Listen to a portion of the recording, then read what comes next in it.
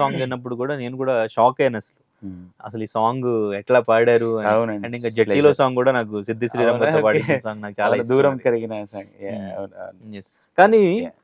నిన్న నేను సడెన్‌గా మీ పేరు చూసిన తర్వాత షాక్ అయ్యాను అసలు. హ్మ్. మీకు అసలు ఈ కేస్‌కి సంబంధం ఏంటి? హ్మ్. కంప్లెయింట్ విట్‌నెస్‌లో మీ పేరెందుకు యాడ్ చేశారు? హ్మ్. ఇంకోవైపు వేణు ఉడుగుల ఆయన పేరెందుకొచ్చింది? హ్మ్. ఇంకోవైపు ఇటు అడ్వకేట్ పూజారి నాగేశ్వరరావు హ్మ్. ఈయనెందుకు ఇన్వాల్వ్ అయ్యారు? మొన్న ప్రెస్ మీట్ ఎందుకు పెట్టారు?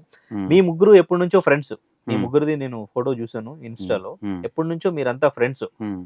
మీరందరూ ఈ స్కామ్‌కి సంబంధించి ఎందుకు ఇన్వాల్వ్ అయ్యి ఉన్నారు?